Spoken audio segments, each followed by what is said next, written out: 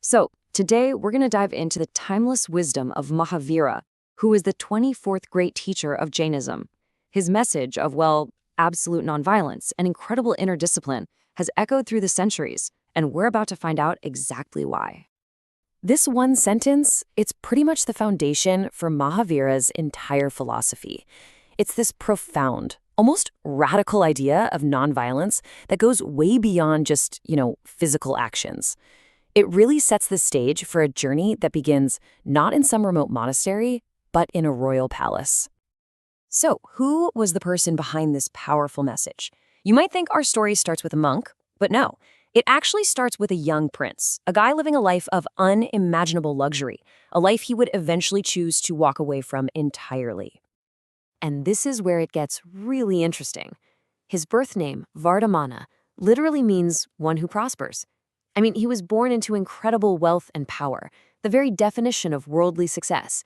And yet, even surrounded by all of that, he felt this deep, undeniable pull to understand what existence was really all about. So this feeling inside him, this call for something more, it led to a moment that would change the course of his life and really spiritual history forever.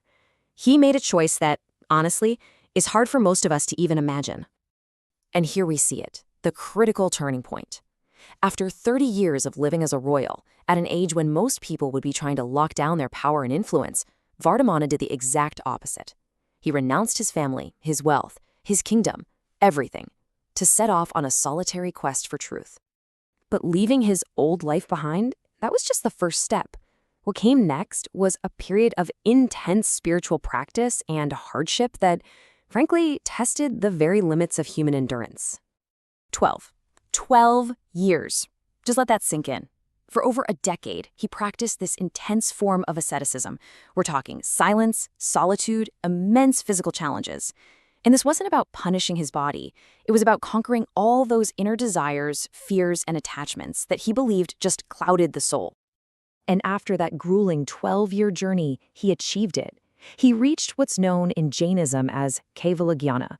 This is the ultimate goal, a state of supreme, all-knowing enlightenment. He finally understood the fundamental truth of the soul and the cosmic laws of karma.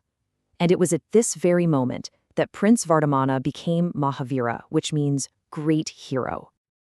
Now, as an enlightened teacher, Mahavira didn't just keep this incredible knowledge to himself. He started teaching a really clear, practical path for other people to follow, and it was all built on 5 foundational principles.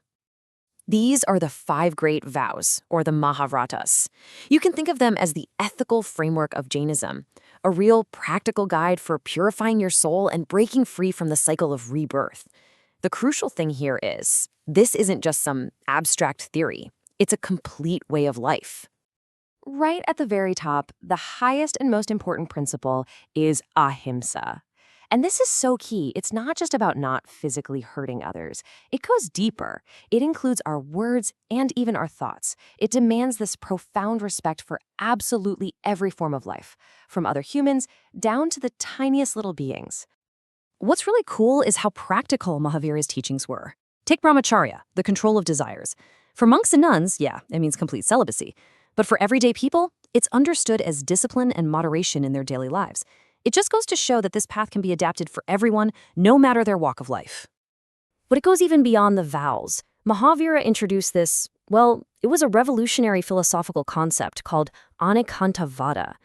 This is the idea that ultimate truth is super complex, it's multifaceted. It basically suggests that any single point of view can only see a small part of the whole truth, which fosters this incredible sense of intellectual humility and openness to others. So let me ask you this. Can a single truth really have multiple totally valid viewpoints? This idea really challenges us to listen more and maybe be a little less certain in our own judgments. It's an incredibly powerful tool for understanding and tolerance, especially in a world that feels so divided sometimes. So, after this incredible life and these profound teachings, what's the lasting impact? What's the legacy? Well, Mahavira's legacy is a philosophy that has held strong for thousands of years and is still thriving today. Mahavira's teachings became the absolute bedrock of modern Jainism. It's a path followed by millions of people who practice this deep sense of compassion, which naturally leads to practices like vegetarianism and veganism. His focus on discipline and nonviolence continues to have a huge impact on global conversations about peace and, you guessed it, ecology. At the end of the day, this is really the core takeaway from Mahavira's life. He literally walked away from immense power and wealth to show us that real strength, the kind that leads to true freedom and peace, is found inside us. It's found in mastering ourselves, having compassion for others, and being aware of the world around us. So I want to leave you with this final thought. We live in a world that is constantly screaming at us to want more, to get more, to possess more. So how could embracing Aparigraha, this principle of non-possessiveness, fundamentally change the way you see happiness and success in your own life? It's a powerful question from a truly timeless teacher.